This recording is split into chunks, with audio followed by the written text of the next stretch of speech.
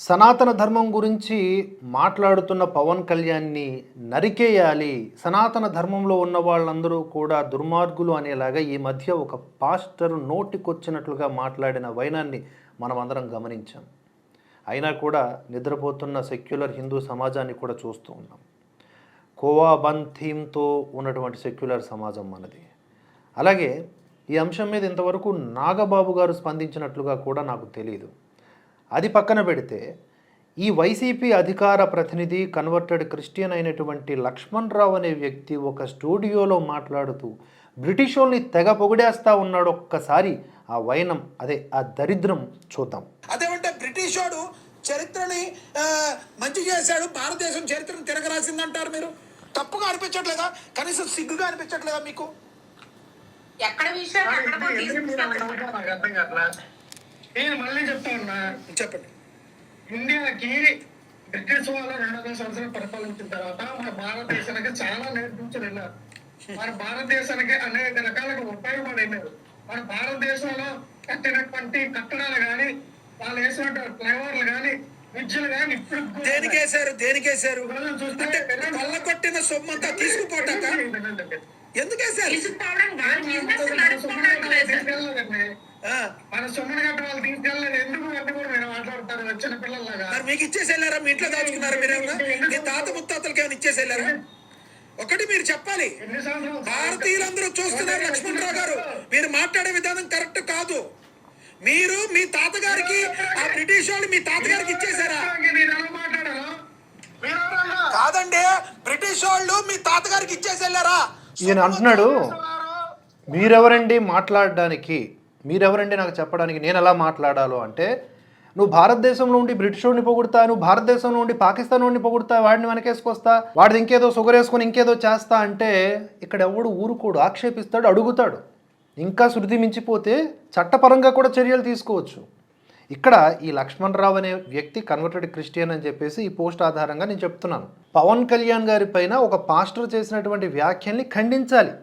నువ్వు ఏ మతస్థుడు అయినా సరే అలాంటి ఉన్మాదపూరితమైనటువంటి చేష్టాలని ఎండగట్టాలి. అలా కాకుండా అయితే ఈ టాపిక్ని ఎక్కడికో తీసుకువెళ్ళిపోయాడు అల్టిమేట్గా బ్రిటిష్ వాడి దగ్గరికి.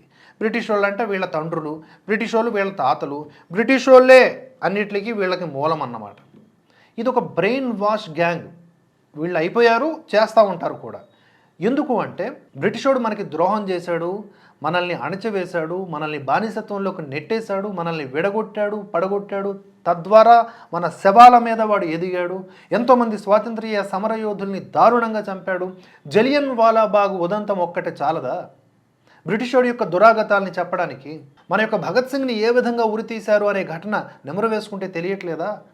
ఈ బ్రిటిష్ వాడి అరాచకాల గురించి తెలుసుకోవడానికి అల్లూరి సీతారామరాజు గారు, ఇలా ఎంతమందో మనకి అలా గుర్తుకు వస్తుంటే వాళ్ళ త్యాగాలన్నీ కంటికి కనిపిస్తూ ఉంటే బ్రిటిష్ వాడి యొక్క గొప్పతనాన్ని మనకి వర్ణిస్తూ ఉన్నాడు ఈయన.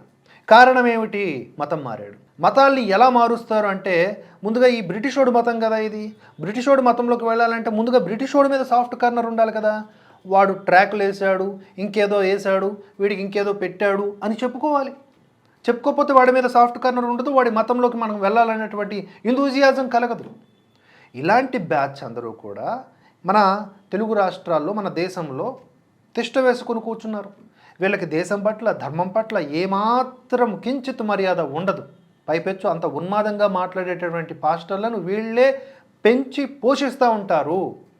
ఇంతటి దుర్మార్గమైనటువంటి మాటలు, బ్రిటిష్ వాళ్ళను గ్లోరిఫై చేయటం అంటే అది ఎంతటి బానిసత్వపు పోకడ, ఎంతటి భావదారిద్ర్యము. ఇంకా ఎలా మాట్లాడాలి వీళ్ళ గురించి? మన వీరుల త్యాగాలు ఏమైపోయినాయి? వాళ్ళు చేసినటువంటి అన్యాయాల వల్ల ఇప్పటికీ తేరుకోలేకపోతున్నామే, బ్రిటిష్ వాడు చేసిన అన్యాయం వల్ల. పైపెచ్చు మధ్యలో అంటాడు ఒక దగ్గర, రవి అస్తమించని సామ్రాజ్యం బ్రిటిష్ వాడు. మరి ఎందుకు పారిపోయింది? మరి ఇప్పుడు ఎక్కడుంది రవి అస్తమించిన సామ్రాజ్యం? ఇప్పుడు యూకేలో ఏంటి పరిస్థితి? చెక్కేస్తున్నారంట కదా అక్కడ. కనుక ఆ పాపం చేస్తే దాని కర్మఫలం ఈరోజు అనుభవిస్తూ ఉన్నారు వాళ్ళు. మన దేశంలో మీలాంటి వాళ్ళందరినీ కూడా, ఈ లక్ష్మణరావు లాంటి వాళ్ళందరినీ కూడా మతాలు మార్చేశారు. ఇంకా ఆ పేరు ఎందుకు పెట్టుకున్నావు నాకు అర్థం కావట్లేదు. కనీసం సర్టిఫికెట్లోనైనా క్రిస్టియన్ అని చెప్పుకుంటున్నావో లేదో నాకు అది కూడా తెలియాలి. ఈ డిబేట్ సారాంశం ఆధారంగా మనకు తెలుస్తుంది ఏంటంటే వీళ్ళ mind set British pro mind set. That's it.